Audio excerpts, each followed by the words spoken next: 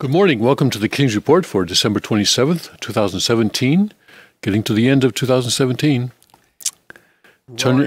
Yes, the 8th year of Chungi, the 11th day and the 10th day of that month on the heavenly calendar. I'm Tim Elder and Greg Noll in for the second king of Cheongguk, Hyung Moon. And we'll start with the weather. It's 7 degrees outside right now. It feels like it. It feels like it. Actually, no, it only feels like it's 15 degrees, according to this. That's wrong. That is in the Cheongguk area. And it's cloudy, and we are expecting to get to a high today of 22 degrees. So remaining below freezing for the entire day.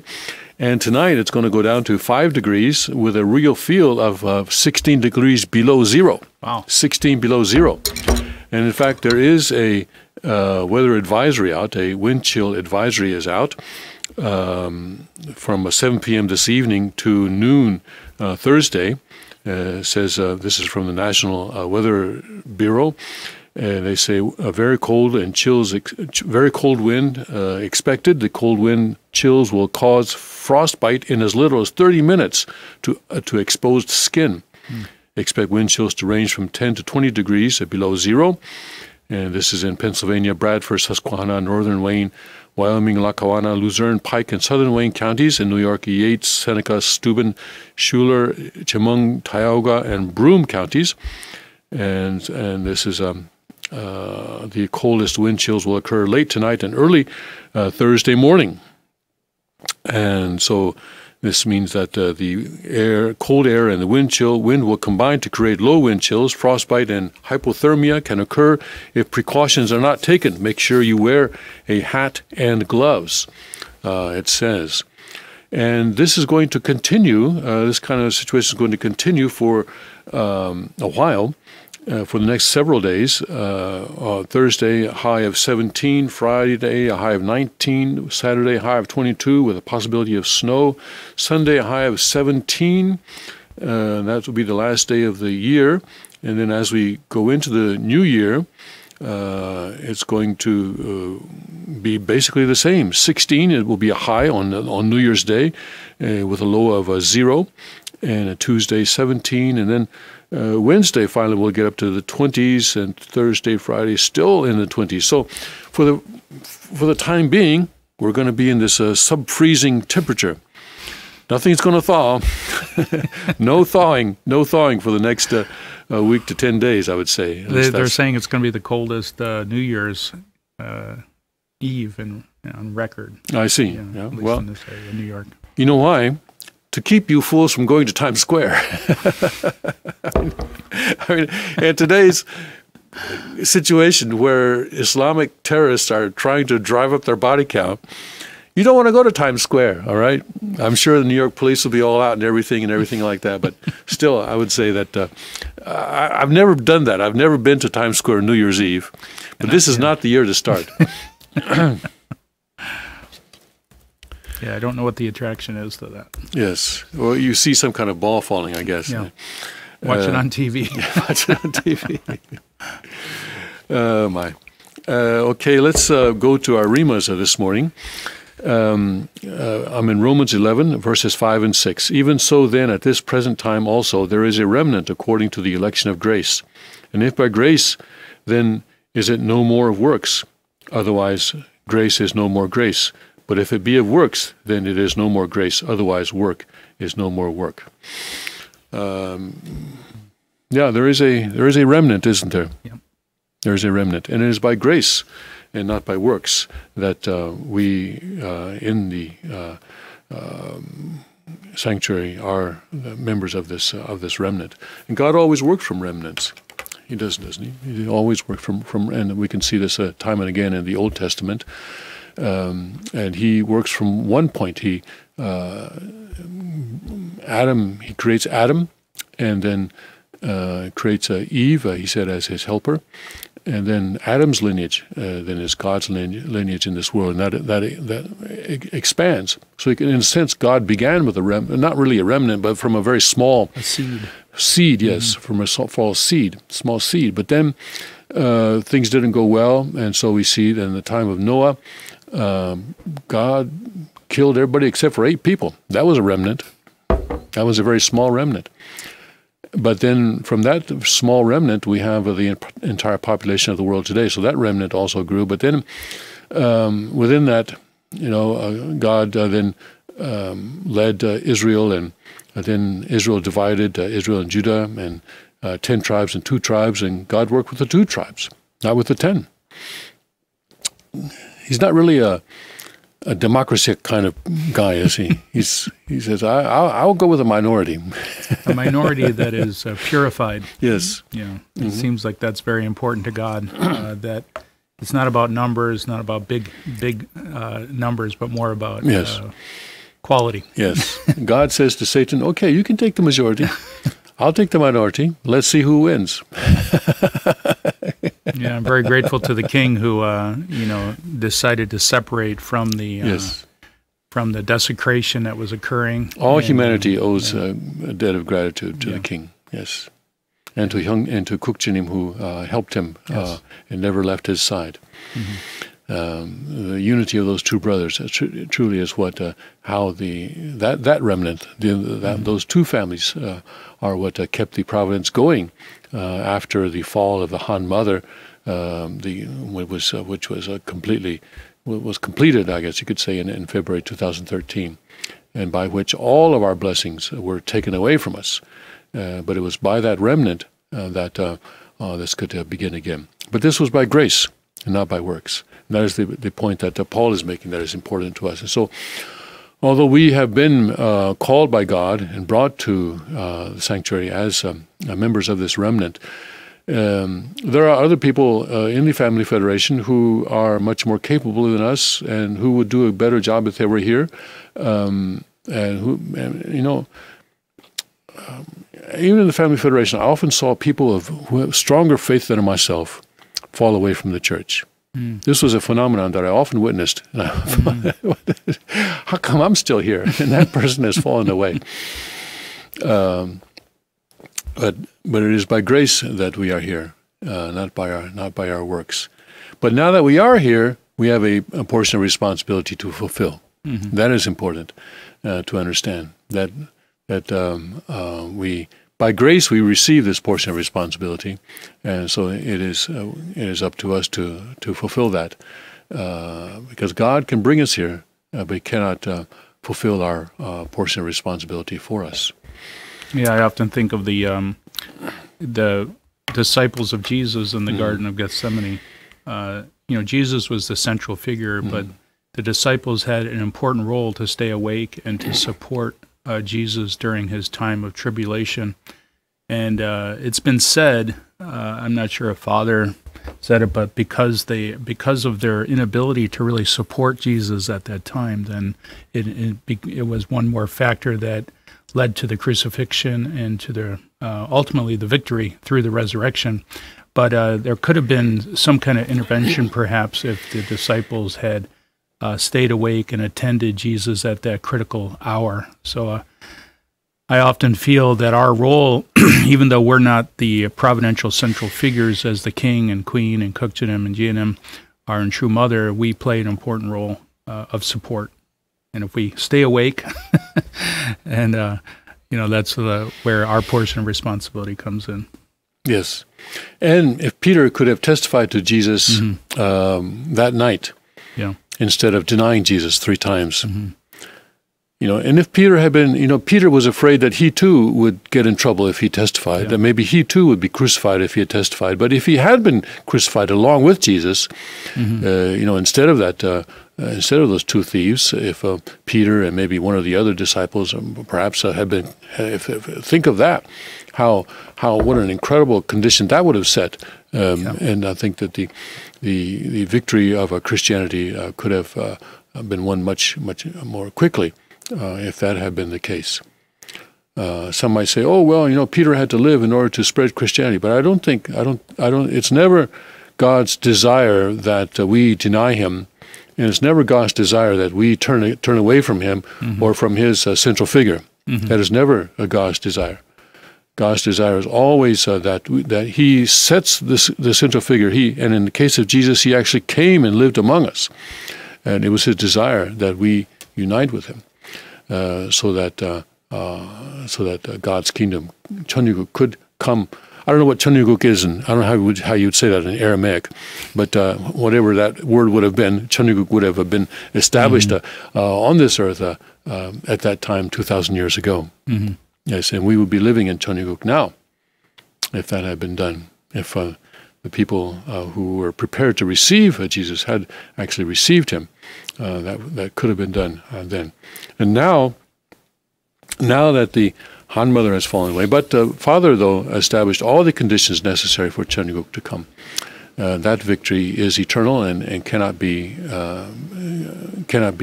undermined by Satan.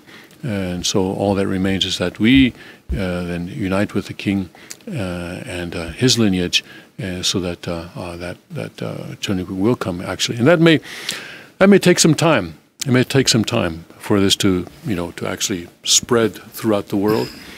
But we hope that we know we have a certainty, we have faith with certainty that this will happen. That yes. Things are happening very very quickly with the micro and the macro. Again, the micro has to lead the macro, but certainly Donald Trump is being obedient to God's will, and the King is being obedient to God's will and true Father, and so there is a renewed hope. Yes, we can get into some of that as we go through the news for today, how the micro and macro are connecting. There are a couple of stories today that show how that's happening, which is it's very inspiring. Inspiring meaning that it encourages us to work harder. But let's go to our Cheonsonggyong Rima for today. And in Cheonsonggyong, I'm on page 2173. This is the very final paragraph, a couple of paragraphs in the book of restoring God's homeland. And Father here is giving a speech in 2003. And this is the very end of that speech. My fellow compatriots, all you who seek the unification of North and South, I especially want to say the mission of you women is to restore the young men and women, and the mission of the students is to be true children through true education. That is what you must do.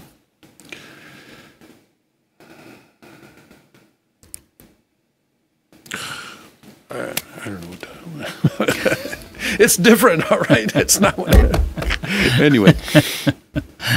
And beyond that, mothers and children have to unite to set the standard so that the husbands can be raised and educated to be the true sons of heaven. Then, following true parents and attending God, restore the ideal of the kingdom of heaven and earth. In closing, let me say that it is my fervent hope that these words today will help you build a nationwide movement to bring closer the day when North and South meet in true love. May God's blessing be with you, be with both of you and your families. Thank you. The reason I sort of did a double take here is because the Korean doesn't have anything about, I see. Okay, that does have students already. But still, the English is young men and women, and the mission of students is to be true children through the true education. All right, well, it's not so different than what I thought, okay. But I don't know, the nuances. Anyway, well, let's not get into that today.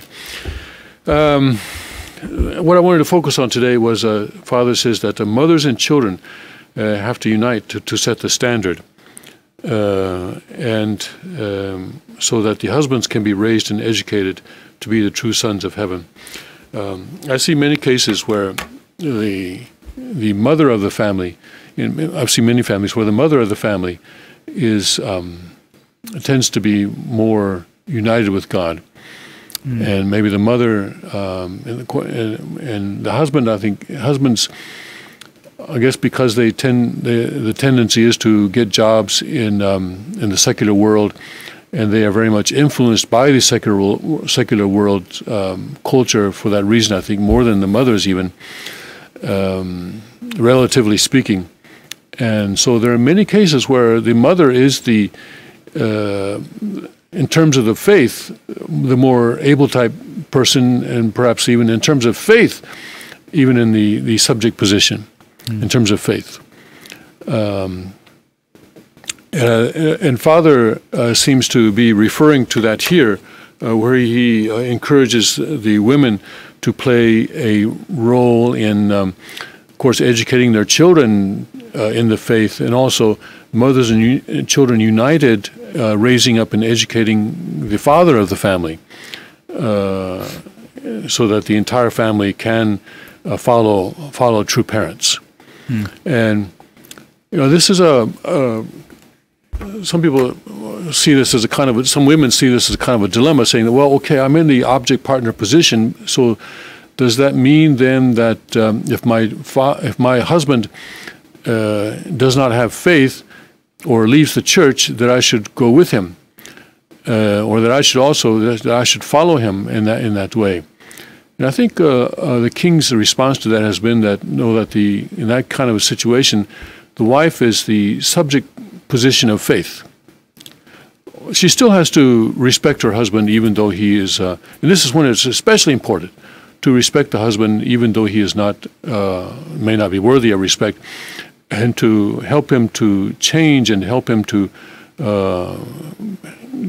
experience faith or acquire faith. I don't know how you acquire faith. In one place the New Testament says that faith is a gift. And so in my own experience, I think that has been certainly true. I didn't do anything to be able to have the faith that I have. But what a wife can do is to pray for her husband, and to pray that he can experience God. Pray that he can, because it's really the personal experience of God that helps you have faith. I can say that is maybe when God gave me these personal experiences, when he really reached out to me, was able to reach out to me and to really touch my heart, that is where I would say that I was able to strengthen my faith a tremendous amount. And I've had a number of experiences. Of course, I experience a God every day, but a number of pivotal experiences in my life where that has happened, and that is how I received this gift of faith, I think. So I think when the wife is in that situation, and there are many cases like this, it's important that the wife respect the husband and not criticize him for his lack of faith, not criticize him for not going to church or not reading the Word or not uniting with the king, not uniting with true parents, but at the same time always be praying for him and to maintain her own faith. I think that is really crucial, because to understand that she is the point of contact between her family and God.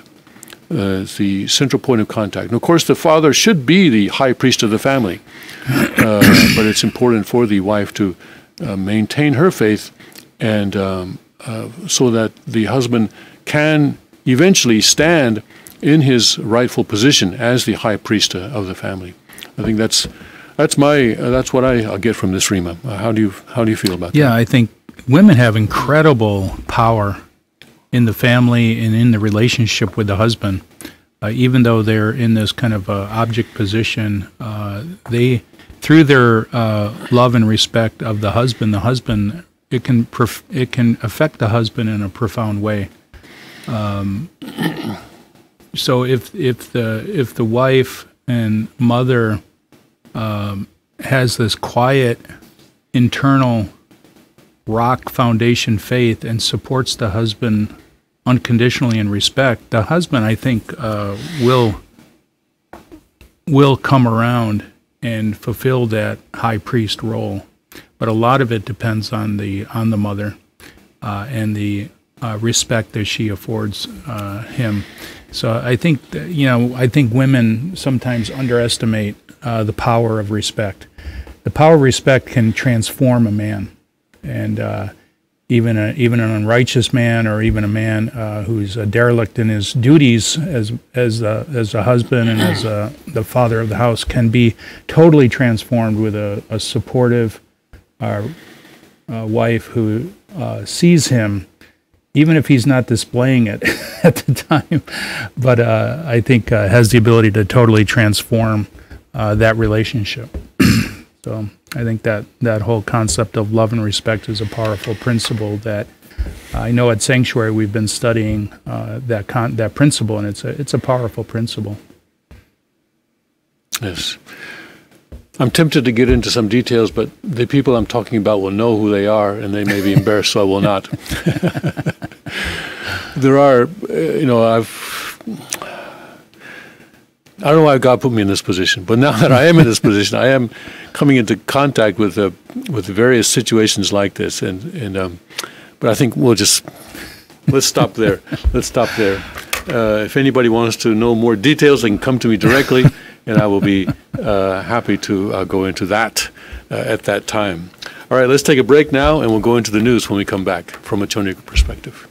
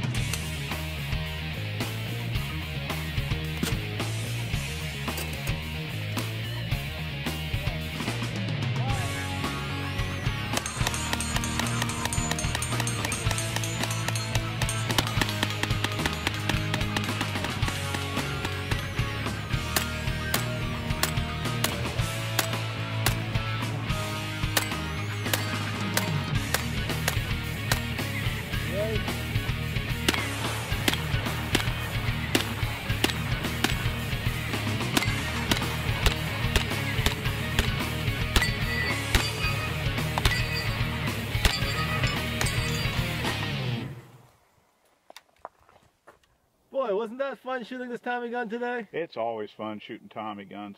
This one especially. It's just absolutely gorgeous. All polished and chromed up. It really looks like $1,000,000. Yeah.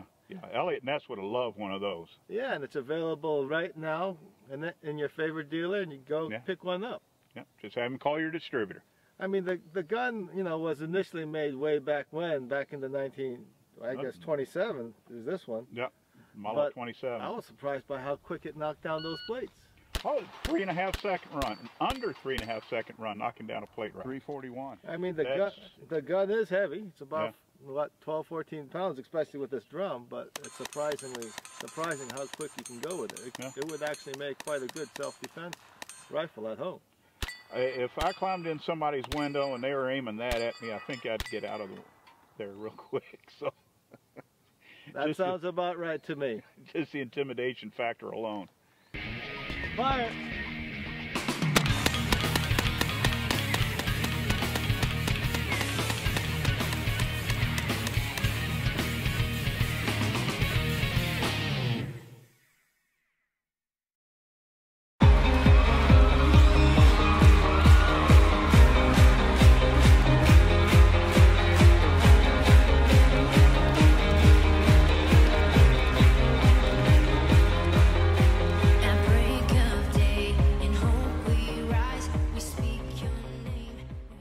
And welcome back to the King's Report for Wednesday, December 27th, 2017. Tim Elder and Greg Nolan for the second king of Choniguk, Hyung Jin Moon. Let's begin this morning with the discovery of fetal body parts 4 years ago. There's a lot of evil in this world that, the people who are sort of in the know saying, oh, well, the general population, meaning you and I, are too innocent to know about this. They don't need to know about this. They can just go about their lives. They don't need to know about this. But, yeah, we do, because we are owners of Choniguk, supposed to become owners of Choniguk, supposed to be owners of Choniguk. So, yeah, we need to know about this. We need to know about the evil in the world. And more, God is revealing this to us. Federal agents found fetuses in body broker's warehouse. Think about that headline. Federal agents found fetuses in body broker's warehouse. Yeah, there's an industry of body brokers. I didn't know there was such an industry as body brokers, but apparently it's a multi-million-dollar operation. This is a Reuters article, all right? This is a Reuters article.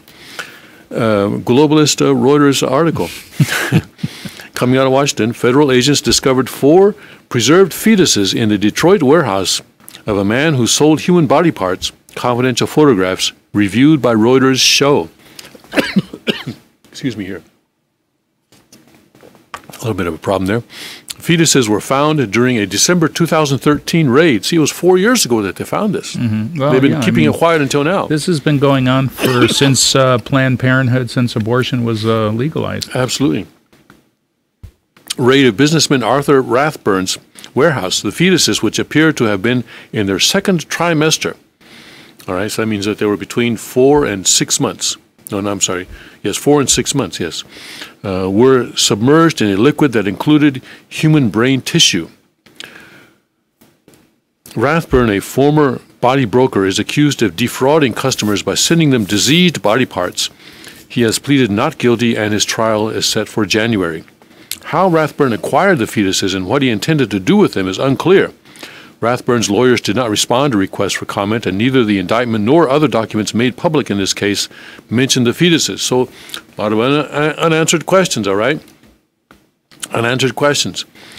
This needs to be reviewed, said U.S. Representative Marsha Blackburn, a Republican from Tennessee, who recently chaired a special U.S. House committee on the use of fetal tissue. Blackburn recoiled when a Reuters reporter showed her some of the photographs taken by government officials involved in the raid. In 4 of the photos, a crime scene investigator in a hazmat suit uses forceps to lift a different fetus from the brownish liquid. In 3 other photos, a marker that includes a government evidence identification number lies beside a fetus. The actions depicted in those photos are an insult to human dignity, said U.S. Representative Bob Goodlatte, chairman of the House Judiciary Committee. A Republican from Virginia, Goodlatte said that if individuals violate federal laws and traffic in body parts of unborn children or monetary gain, they should be held accountable. Yes, I'm glad he said unborn children, all right? Because it's an unborn child. It's a human being, just that it hasn't been born yet. Father was very clear that the human life begins at conception. Begins at conception. The Family Federation has been teaching, and it still teaches a different idea, but we have the king asking Father directly. We also have Father on video saying this, that the human life begins at conception. So these are human beings. They're unborn, but they are children. Blackburn said the discoveries in Rathburn's warehouse raised questions about the practices of body brokers across America. So these people are across America, right? Such brokers take cadavers donated to science, dismember them, and sell them for parts. Whoa, well, you need a new bumper, a new axle? Sell them for parts, typically for use in medical research and education. The multi-million-dollar industry has been built largely on the poor who donate their bodies in return for a free cremation or leftover. What? Wait a second. What? Who that donate their bodies in return for a free cremation. Yeah. If you cremate someone, you don't have body parts. Well, I guess they take some. Read a little bit further, okay, and they only take parts. I see. Okay, I see. So they cremate the rest of the body. Yeah.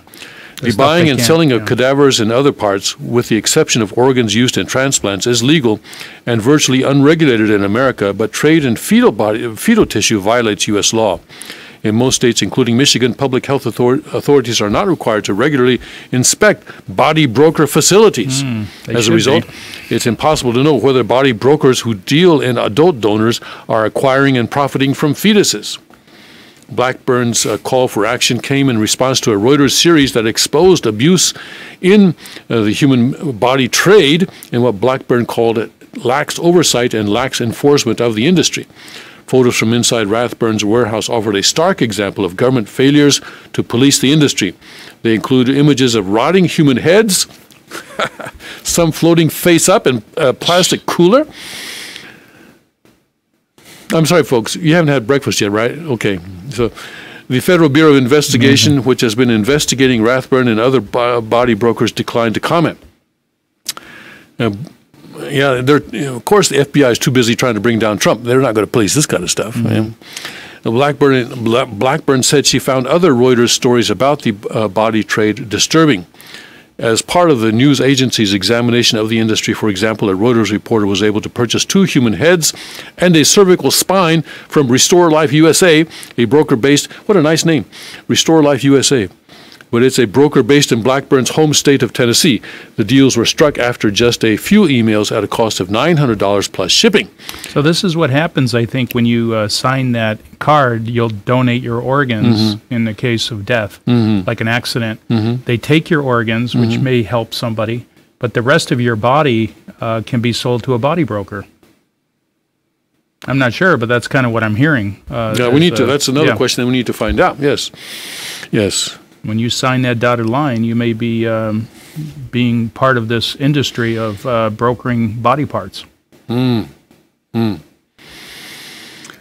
the Second King has been pointing out that Planned Parenthood was founded by a eugenicist, Margaret Sanger, whose motivation was to reduce the black population in America. And even now, the large majority of Planned Parenthood clinics, they call them, are located in black neighborhoods, and it is a racist organization, and it is a murdering organization, not just racist but murderous. Talk about serial killers. I mean, come on. Yes, and breaking the commandment of murdering. Yes.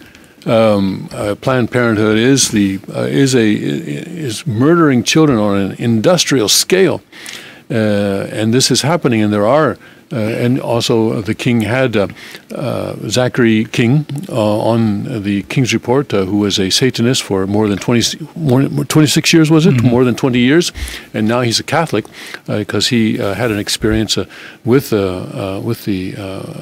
Mary, the mother of Jesus, and so he became a Catholic.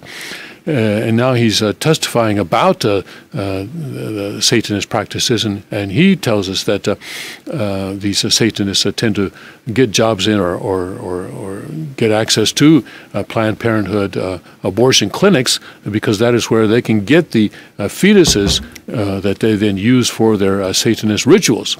So we have to ask ourselves now, who was this man selling his fetuses to? Yeah. That is another question that we need to have an answer to. Was this a part of? Was he connected to Satanist practices? I would say that the possibility is very high. There's certainly there's a very strong suspicion that is the case here.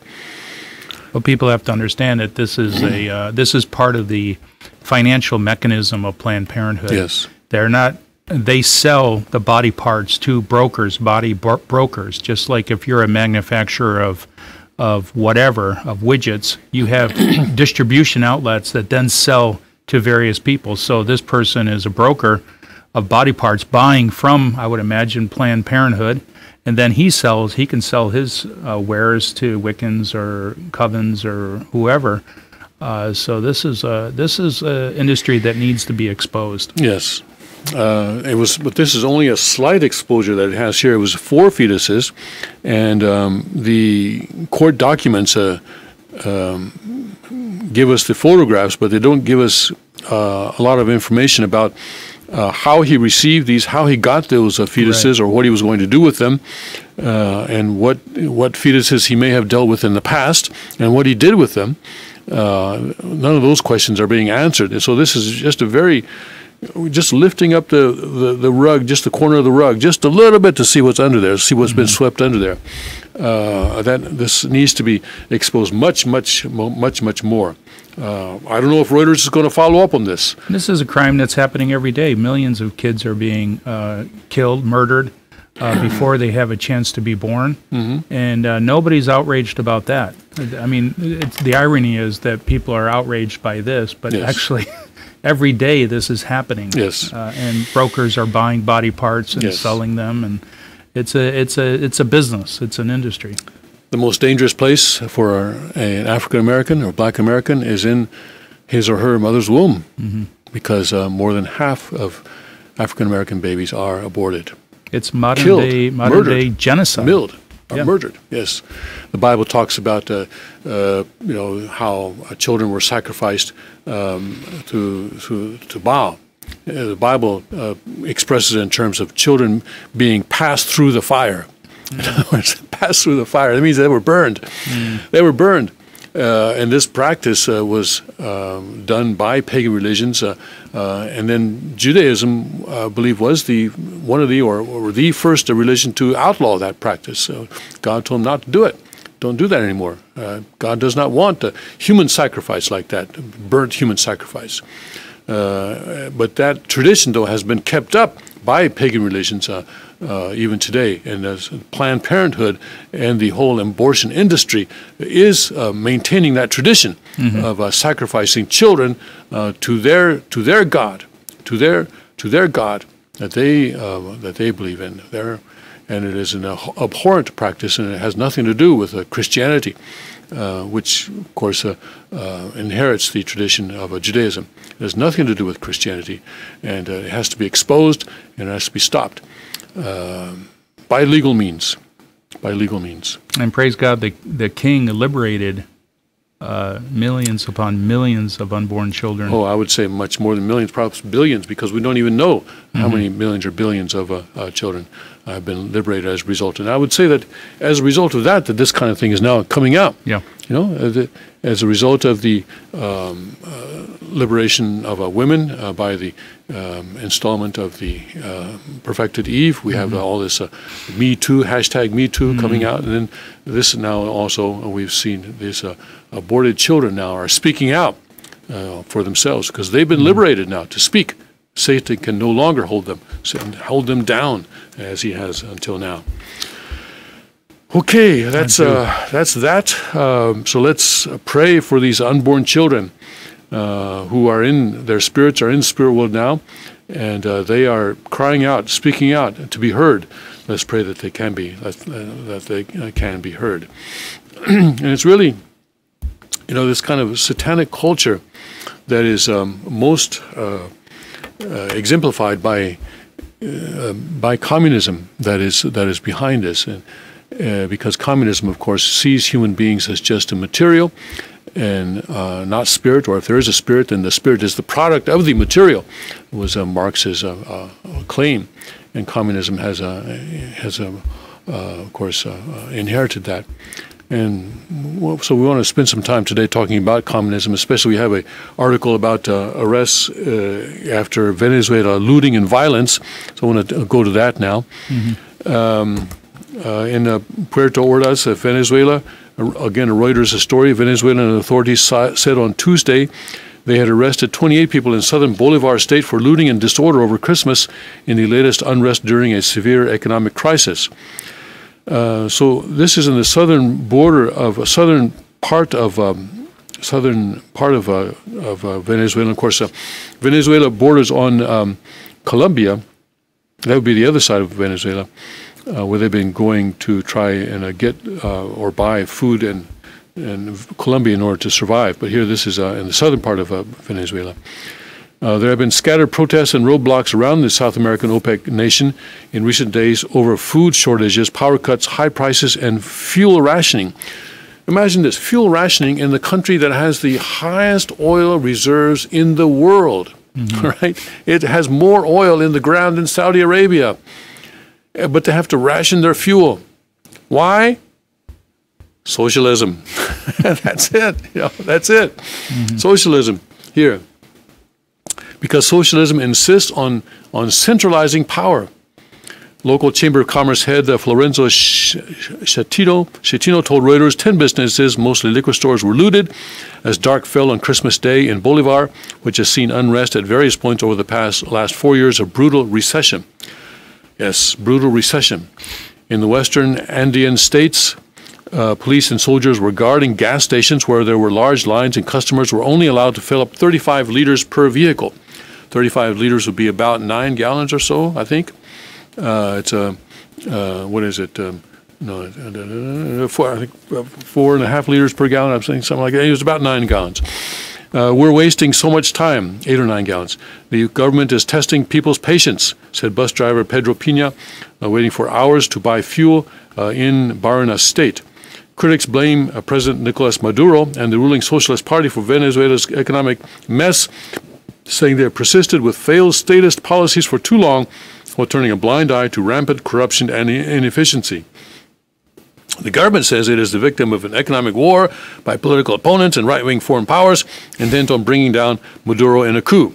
Of course, they blame Donald Trump. States, yeah. This can only be reversed with deep economic reforms, said opposition legislator and economist Angel Alvarado. In western Zulia State, several 100,000 people were plunged into darkness on Christmas Eve, sparking fury among those who had scraped together money and hunted for products throughout the day to prepare for a traditional family dinner.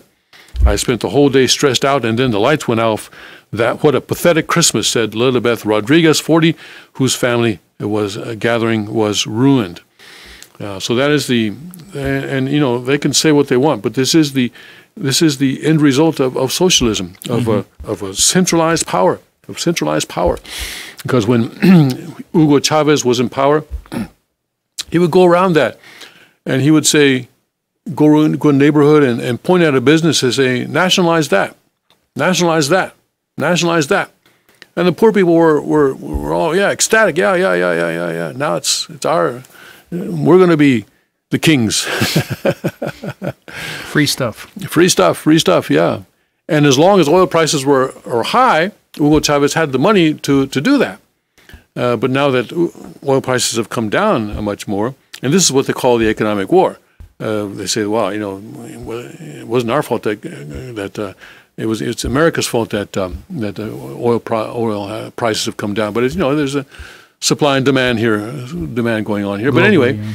even if oil prices had come down in a free economy, you'd be able to deal with that. Mm-hmm. But because they have a centralized economy, because they have an economy that is based on giving free stuff to the government, giving free stuff to people, they ran out of other people's money. They simply ran out. But the elite, though, are still living well.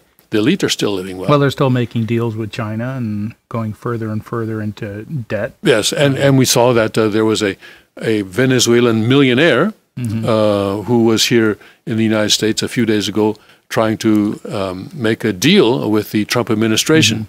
How'd that go? We haven't heard of any successes, and apparently, based on the rioting that's going on in Venezuela, I would say that it did not go very well. I think but this is a path that the people of, I'm sorry to be harsh about this, but path that the people of Venezuela chose, and they need to deal with this. They need to deal with this. There was a point where President Trump was talking about possibly intervening militarily in Venezuela.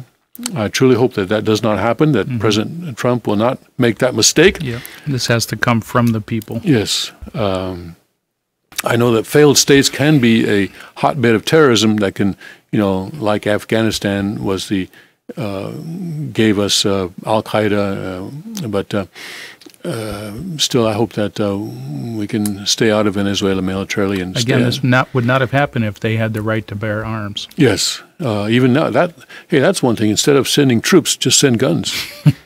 Just, how about that? I mean, just airdrop AR-15s throughout with ammunition throughout the country, and see what that does. I don't know if anybody in the White House is listening. Just export some AR-15s there, you know, just enough to. America has about the same number of guns as it does population. Perhaps Venezuela can be the same way. Then what would happen? Yeah, you think about what an unfortunate situation of people are in Venezuela because they do not have the ability to protect themselves, and they don't have a chance to keep tyrannical governments at bay. Yes. They're total victims. Yes. Because Venezuela has actually confiscated guns from the general population and given it to their loyalists, to their loyal people.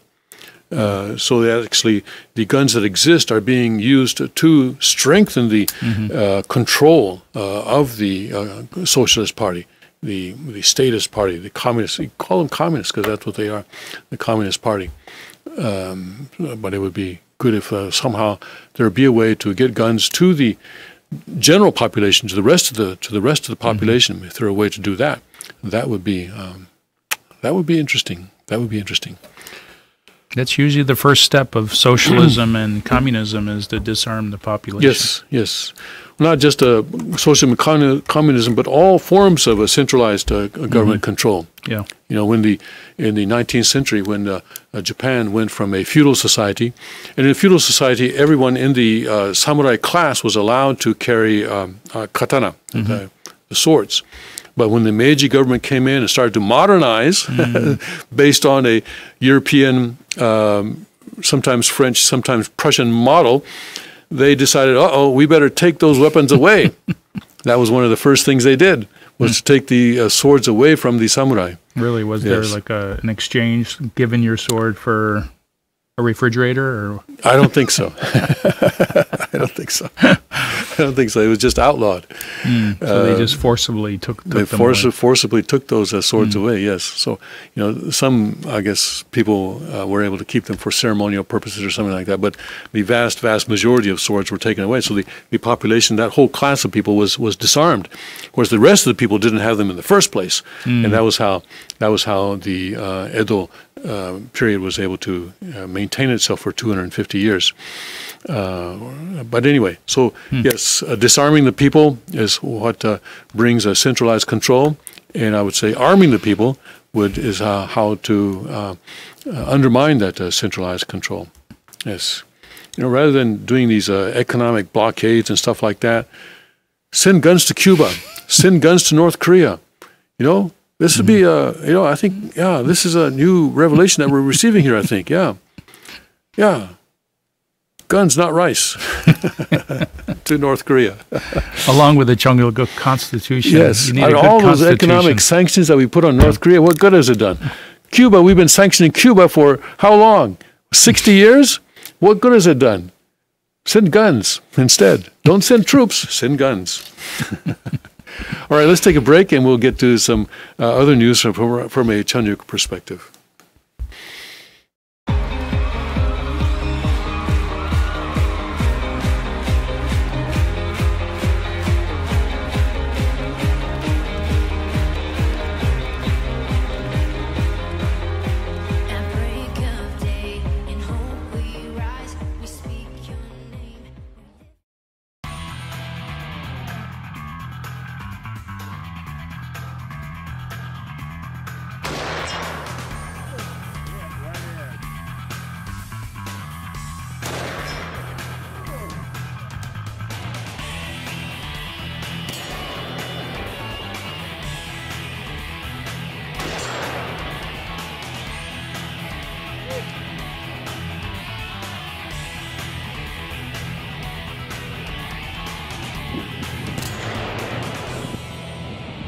Hi there, folks, and look at what I've got here today. My God, take a look at this. This is a BFR in 454 Casul with an octagonal barrel, magna porting, micarta grips. And look at that, it even has my initials on it, JM. Look at that thing of beauty, my God. Pop open the cartridge insertion door, and look at that cylinder spin. The finest revolvers in the world.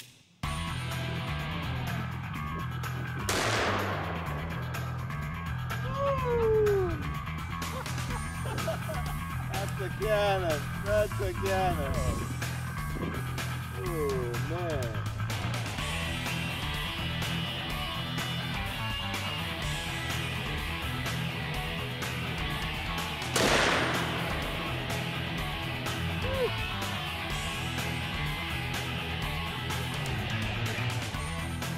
I get that.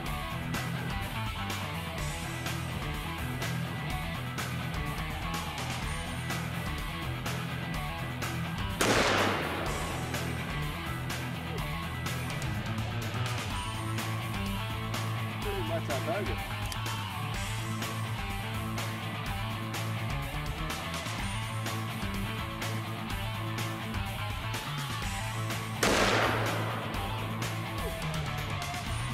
Oh boy. Massive repo.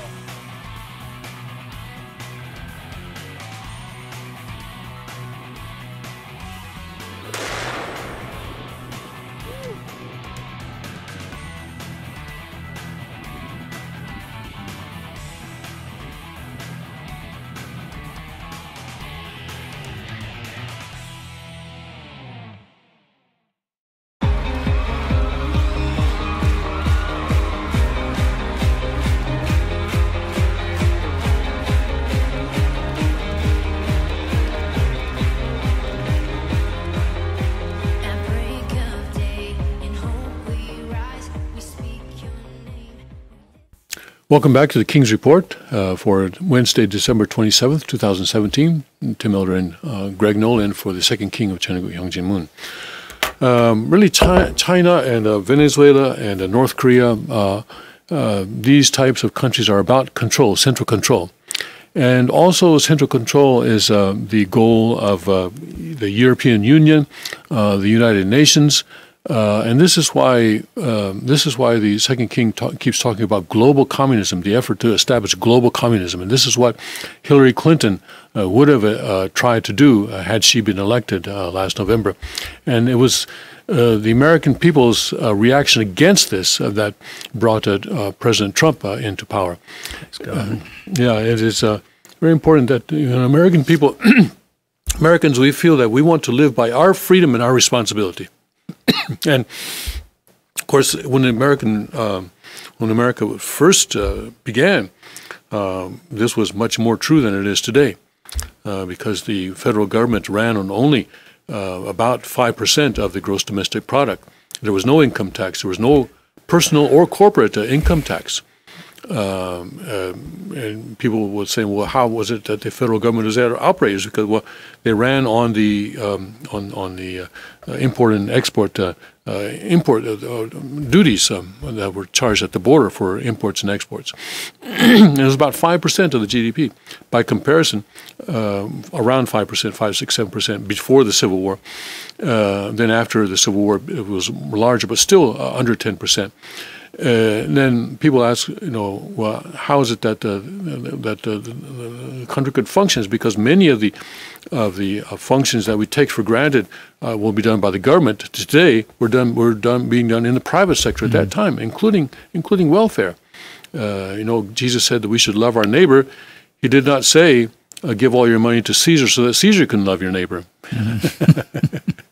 It says, you love your neighbor. And in that sense, when I came here to Northeast Pennsylvania, one thing that really impressed me was that there's a restaurant near here that once in a while does a fundraising. They have a spaghetti dinner fundraiser, and the proceeds from this spaghetti dinner fundraiser go to a family in the area that is having a particular difficult time. I think earlier this year, I think it was, they had a fundraiser for a family where the mother had trouble with cancer, fighting cancer, and the family was had a difficult financial situation because of that kind of thing. And I really felt that this is why it was this. So that kind of Christian spirit where we help each other, we help our neighbors instead of asking Caesar to help our neighbor or telling Caesar, giving our money to Caesar and expecting him to help our neighbors. That this kind of Christian spirit is alive and well in this area of Northeast Pennsylvania. Not the only area of the country, I'm sure, but it's here. And that's one of the reasons why God must have, True Father must have led the king and Kukchinim to this area to latch onto this and use this as a foundation or as a base, the Christian culture here as a base to restart the providence after the Han Mother's failure and fall. Meanwhile, China snares innocent and guilty alike to build the world's biggest DNA database. See, this exemplifies what the thinking of central planners of communism and of European Union. I don't know if European Union has started this yet, but I'm sure they'll think of it soon. Yes, we'd have a central DNA database, and then we can make rules about what people's DNA should look like. And people in Brussels. Anyway, right now this is in China. School children in a bucolic region in western China, famed for steam trains and jasmine flowers, thought little of it when police interrupted classes and asked all the boys to spit into small plastic boxes. They weren't told why, according to the accounts of several children involved. From kindergartners through high schools, hundreds of male students were ordered to give enough saliva so that a filter paper inside each box turned from pink to white. The change indicated that the sample was sufficient for forensic scientists to extract the boy's DNA or a unique genetic fingerprint. It would also identify biological traits common to blood relatives of each child.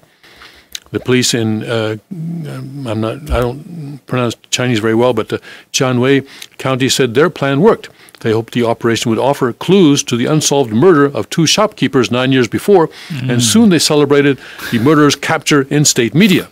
Of course, that's what's told everybody. You know, this is for your ultimate safety and security. That's always the card that's played. Yes. To collect more data. And in China, this is the point. The government keeps saying, oh, look, we bring social stability. Right. Look at America. Look what a mess they're in. You don't want to be like America.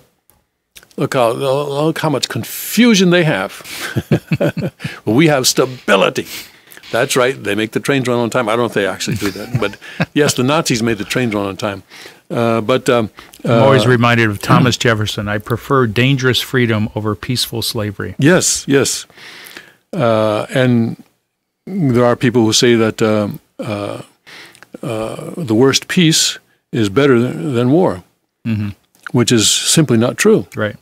Because when you say, okay, social stability is our end goal, then this is what you wind up with. You give up freedom. You give up freedom. But God created us with freedom, to be free, to be free so that we could exercise our creativity, so that we could be co-heirs of Christ, and so that we could be his object partners in love. We cannot be that if we allow ourselves to succumb to social stability. Yeah. So we embrace chaos, don't we? Yes. We embrace chaos. That's a sign of freedom. Yes. Yeah, I think that a lot of fear is generated in these socialist central planning states because that's, I mean, you can approach a police officer, there's a picture here, can just approach an innocent civilian and just get a saliva sample. And out of fear, they comply. Yes. And was telling here, school children in this region in Western China, famed for steam trains and jasmine flowers, thought little of it. Yes, they thought little of it. When police came. Children, of course, yeah, because they trust the police. Yeah. They trust the authorities. Or they fear. Or they fear, yes. Yeah. But they're taught to trust them. The children probably trust. If they fear them, then actually, then that's a step in the right direction. Right. But if they don't fear them and they just say, oh, well, shit, we'll go along with this, that means you're completely enslaved. Gone. Yeah, you're gone. An added bonus, the police collected a lot more names they could add to the world's biggest DNA database, an essential part of China's high-tech security blanket, being unfurled across the country as Beijing seeks to better monitor its 1.4 billion citizens. I think this is ultimately leading to the Uberman in China, where through DNA they will figure out what is the so-called ideal man and woman, and then through genetic engineering, they will produce a super race, right, and eliminate any flaws, any DNA. What do you call that? Diversity, and create this powerful super race. And actually, the Soviet Union had what was called the New Soviet Man. And this was postulated by the ideologists of the Communist Party of the Soviet Union, was the archetype of a person with certain qualities that were said to be emerging as dominant among all citizens of the Soviet Union, irrespective of the country's cultural, ethnic, and linguistic diversity, creating a single Soviet people, the Soviet Union. So you can expect that, the Chinese Communist Party would also be thinking in this way, because this was actually part of Marxist thinking. Of course, that human beings are material, and if there's a spirit, then it is a product of material. And so, and you can recreate the human beings in this way, so that they would be sort of the perfect slave, I guess. Right. The perfect slave to. And that is the kind of thing that can be done with this database. But right now it's all about controlling its citizens, monitoring its citizens, monitoring its citizens. Right. Wow. And eliminating any rebellious traits that come up in the human gene pool. Yes. Nationwide, police have a goal of almost doubling China's current DNA trove to 100 million records by 2020, according to a Wall Street Journal examination of documents from police departments across China. To get there, they need to gather almost as many records each year as are in the entire national databases of the database the U.S. has built over 2 decades. So the U.S. also has a database, all right? So the U.S. is not exactly innocent of this either. Such mass screening, which authorities characterize as a crime-fighting tool, is drawing criticism from China's police, criticism that China's police are violating people's privacy and unfairly targeting innocent or vulnerable citizens, and is raising questions about what the data might ultimately be used for. Now, those little kids who spit into those boxes, 20 years from now, they could be picked up for something. Yep. They might be chosen to be eliminated because of DNA testing. Yes. We don't want you to have any children. Right. We want to sterilize them. We want to end your lineage. Yep. Many of the ways Chinese police are collecting samples Satan are would impermissible in the U.S. In China, DNA swabs or blood samples are routinely gathered from people detained for violations such as forgetting to carry identity cards or writing blogs critical of the state, according to documents from National Police DNA Conference in September and official forensic journals. Others aren't suspected of any crime. Police target certain groups considered a high risk to social stability. They include migrant workers and, in one city, coal miners and home renters. The documents show, yes, we are subversive. We home renters are very subversive, yes.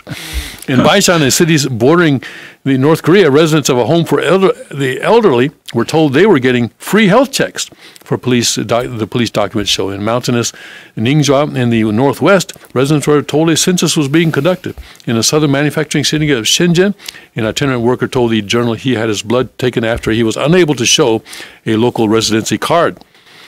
China's Ministry of Public Security, the nation's police force, didn't respond to requests for comment. I bet. And provincial police departments either didn't respond or declined to comment. In a police journal last year, Liu Xiao, then China's chief forensic officer, wrote that the DNA database had become a precision-guided weapon for crime solving. Crime meaning any opposition to the Communist Party. Exactly. Let's define crime. Let's define crime here, yes. Oh, my goodness. And this is what the UN is touting as the ideal society, the new leading cutting-edge cultural revolution. Yes, because this is what people who want to centralize power, this is how they think. Social stability. Stability is the end goal, not freedom. Not freedom. Stability is the end goal. For God, freedom, liberation, and total freedom. Haebang Sokbang. That is the end goal. And that is the fundamental characteristic of Chanryuk. And stability, maybe, we're not. We'll get there. We'll get stability too. Peace through strength. Yes. I think that's why the king's been absolutely spot on and railing about the importance of every single person with the right to bear arms, because it is through that power that evil is kept at bay. Yes. And without that power, without that sovereign right, the right to bear arms, the rod of iron, then Satan will eventually take over the culture and society. And we see that happening all around the world. There's plenty of examples, China being the supreme example of a completely dominated civilization by the archangel.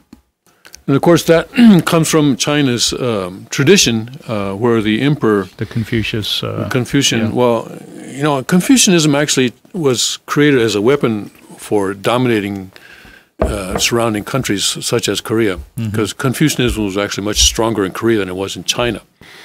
So it was a tool used. The Chinese say, mountains are high and the emperor is far away. So basically, there was a certain amount of freedom in China. But this is but of course, the ideal for the emperor was to be able to control people, and that ideal has been inherited by the Chinese Communist Party, and that is being they're finding various ways to bring that about, including gathering people into large cities, disrupting traditional values in small villages, destroying the family, big generations, and using the internet to control people. Of course, not just the censorship, but also to see what people are saying, and forcing people to use their real names in all their comments. You cannot use a pseudonym or false name or a made-up name in China, and now, of course, to create the DNA database. So it's all part of a pattern that's going on in China. And if there were no God, they would be okay. They could do this. They could get away with this. If there were no God. Turns out there is a God. And it turns out he created people with an inherent desire for freedom. And so already, people who have achieved a certain amount of economic wealth in China are dissatisfied with the fact that they cannot express themselves freely on the internet. That they cannot. The Alibaba leader, right? The president of Alibaba, speaking out. Yeah, and they're not allowed to access Facebook and Google and Twitter and these kinds of things freely. So because they have an innate desire for freedom, and that innate desire for freedom cannot be eliminated by any kind of genetic engineering or force. Or force, yes. How important is the Trump revolution in showing the world an example of strong sovereignty based on freedom and the Constitution, the First and Second Amendment? How important that is. If Hillary had won, that a light would have been severely dimmed. Yes, severely dimmed. Yeah. Yes. But China. Right now, the propaganda in China is that Xi Jinping has saved socialism. This was the propaganda, especially around the 19th Party Congress back in October, that he has saved China, he has saved socialism, because socialism failed in Soviet Union, it's failed in North Korea, failed in Venezuela, failed in Cuba, but hasn't really succeeded anyplace else. But he has saved socialism in China. This is their tagline now for their leader. But they've lifted. They say, okay, we've lifted hundreds of millions of people out of poverty, and we've brought about social stability. But if they don't give people freedom, which they're not, then socialism is going to collapse. China is going to collapse. It will collapse if there is a God. And there is. There is. So that's their only problem. They cannot outlaw God. That is their only problem. Oh, boy. All right. Shall we take a break? Yes, let's take a break, and then we'll go into our final segment after the break.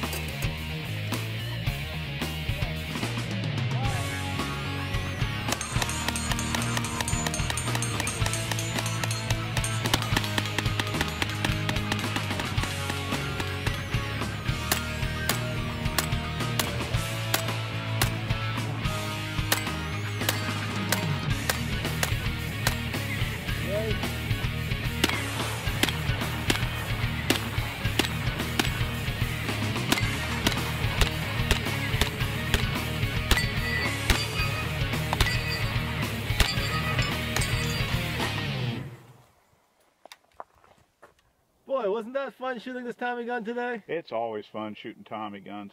This one especially. It's just absolutely gorgeous. All polished and chromed up. It really looks like $1 million. Yeah. Elliot Ness would have loved one of those. Yeah, and it's available right now in your favorite dealer, and you go pick one up. Yeah, just have him call your distributor. I mean, the gun, was initially made way back when, back in the 27 is this one. Yeah. Model 27. I was surprised by how quick it knocked down those plates. Oh, 3.5 second run, under 3.5 second run, knocking down a plate right. 341. I mean, the gun is heavy. It's about what 12, 14 pounds, especially with this drum. But it's surprising how quick you can go with it. It would actually make quite a good self-defense rifle at home. If I climbed in somebody's window and they were aiming that at me, I think I'd get out of there real quick. So that sounds about right to me. Just the intimidation factor alone. Fire!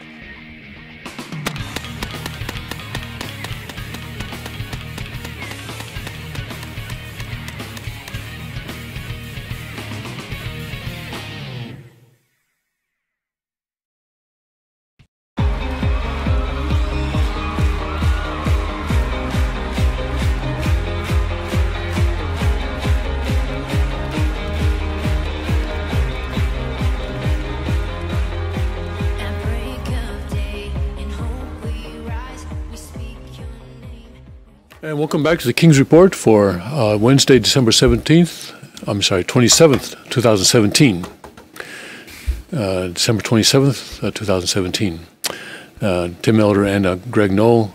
We're doing this without a teleprompter, right? You're doing well, Tim. Got the teleprompter in my head, and sometimes it gets a little bit garbled.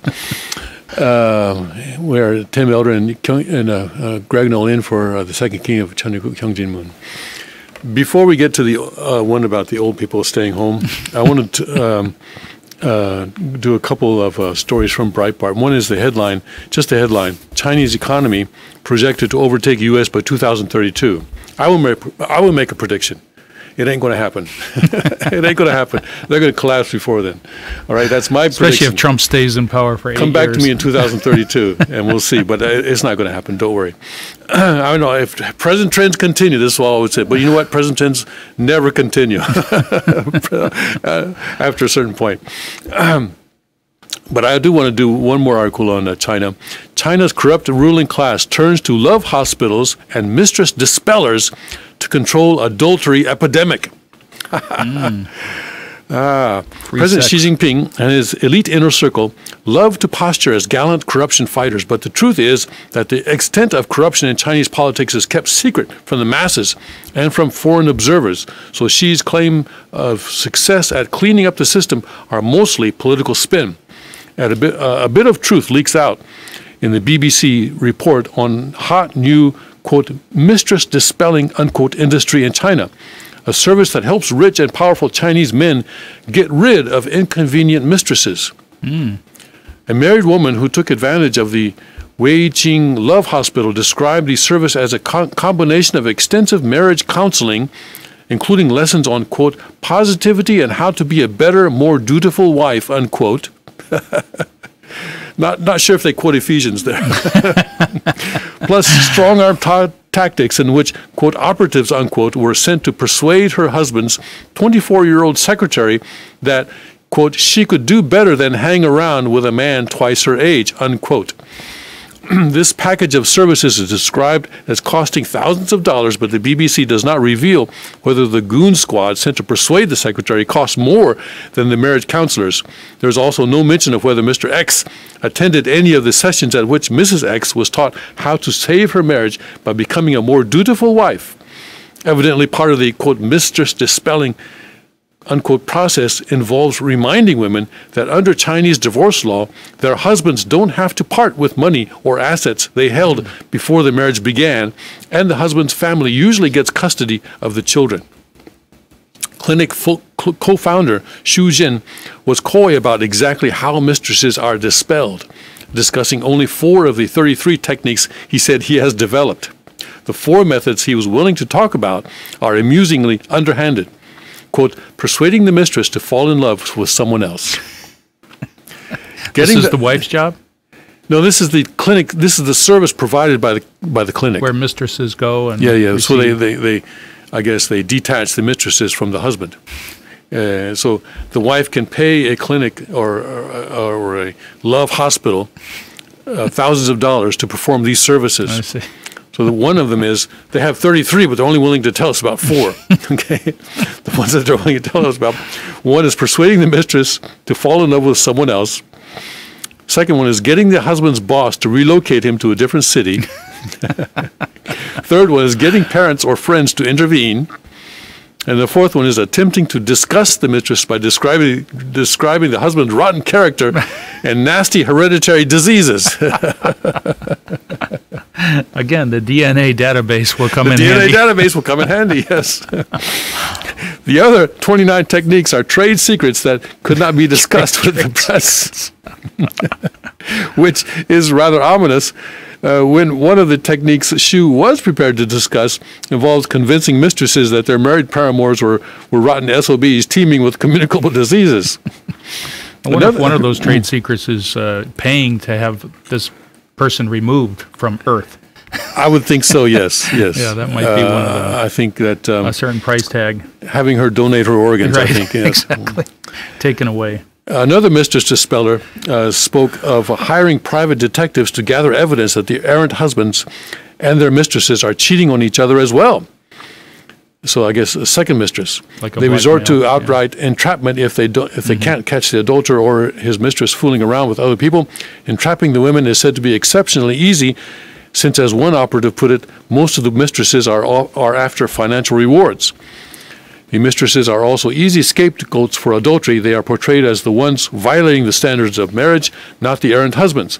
Coupled with marriage counseling that heavily implies the wife is at fault when her husband seeks the affection of other women, it seems very little shame, blame, or expense is directed at the men. The Love Hospital claims to have served over 1 million clients over the past 17 years. The practice is so widespread that a special Chinese euphemism has appeared for mistresses, little thirds. Little thirds?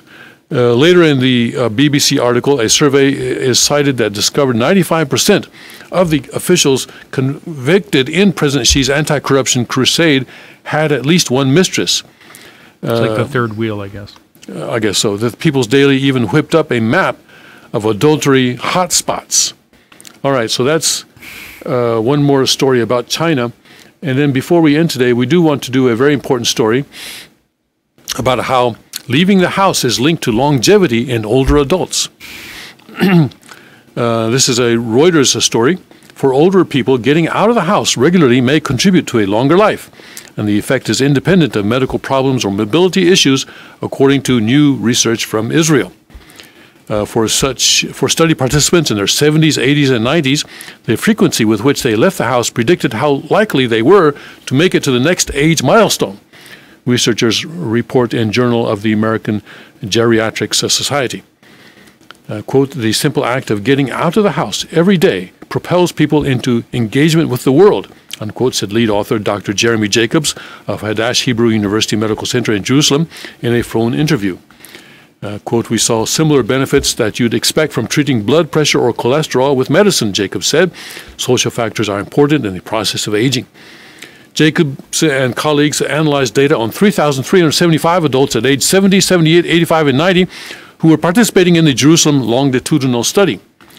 Based on their response to questions about how often they left the house, participants were grouped into 3 categories: frequently, 6 to 7 days a week; often, 2 to 5 times a week; or rarely, once a week or less. People who left the house frequently at any of the ages examined were significantly more likely to live to the next age group. Yes. So let's get into how this relates to what the king has been saying. You got to get out of the house. Get out. Get out of the house. Yeah. And enjoy nature. Surround yourself with nature, yeah. Surround yourself with... This talks about the engagement with the world. Yeah, more the social interaction with people, and that's certainly important. Yeah. And I guess if an older person is not getting out of the house, maybe it's important to take people into the house. Mm-hmm. I think it's a physical, spiritual, social, emotional approach where the physical side is to get out and move your body in nature, put yourself in around trees and get out on nature trails and walk. Yes, because that's where the king's point is. That's where you experience God. Surrounded by nature. So I think it has multiple benefits to get out. Yes. Yeah.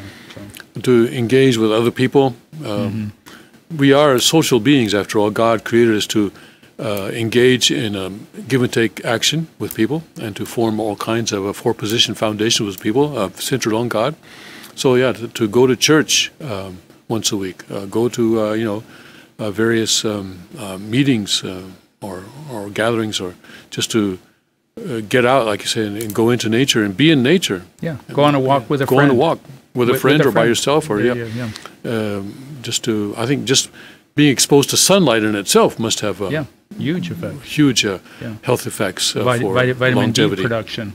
Right. Happens only when you're in the sun. And the northern hemisphere, almost everybody has a vitamin D black, or what do they call that? A deficiency. Yeah, a vitamin D deficiency, and we really don't even get enough sun, even if we go out every day. So a vitamin D pill is very important to health, especially with older Americans. So get out today. Today is a Wednesday. It's of course today. I don't know. The Weather Bureau is saying that at half an hour of if you expose your skin to the cold for half an hour, you can get frostbite. So be careful about today. Wear gloves, wear a hat, wear earmuffs and stuff like that. But so keep yourself warm. But get out. Let's look at a couple of other headlines before we have to end today's broadcast. Tubin says, Tubin is a constitutional law professor, I believe. He says Trump has succeeded in politicizing a Mueller investigation. More winning, Sinclair Broadcasting joins tax cut bonus bandwagon. More and more companies are giving their employees a tax or money, actually, in anticipation of the corporate tax cut. Dem Rep Dreamers, perhaps the best economic development program for the U.S. Democrats still don't get it. Congressional Budget Office, at least 4.5 million anchor babies in the United States.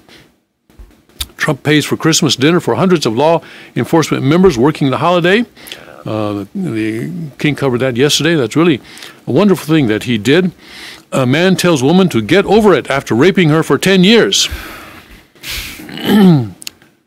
A woman needs to learn some jiu-jitsu and get a weapon. Army veteran in Oklahoma reunited with a stolen dog before Christmas. White House lawyers still claim Robert Mueller will end probe soon. Woman reveals she is revenge porn victim after fake nude photos discovered. Scrooged Christmas edition of Monday Night Football hits lowest rating since 2012. Donald Trump phony dossier is a crooked Hillary pile of garbage. Thank you for saying garbage instead of something else. The GOP Rep Rooney suggests a purge of off-the-rails FBI and DOJ. That really needs to be done. Trump was complaining for a while about how the Republican Party in Congress was not really defending him in Congress, not really working very hard to try and support him. But I guess little by little, now that he's showing more and more success, I guess success has more friends. As he succeeds, seems to be getting more friends in the Congress, and more people are speaking out this way. That's good. Maybe they will actually do it. They will actually purge the FBI and DOJ, perhaps. But I think to all listeners, we need to get active in 2018 and support Trump, Trump-like candidates, to make sure we actually gain in the House and the Senate. Right. The Democrats are expecting to be able to take over the House, and if they do, of course, they will impeach President Trump. They will attempt to impeach him. Well, they will impeach him, but then it will be up to the Senate whether to convict him. What the House does is impeach, and then the Senate tries. So they will impeach him, but to remove him from office, then they'll have to convict him in the Senate. Yeah, it would just be a huge waste of time. Yes. Watch, Ohio 18-year-old asks stepmother to adopt her for Christmas. Stepfather to adopt her for Christmas. It's a very touching story there. Pennsylvania woman shocked after receiving $284 billion electric bill.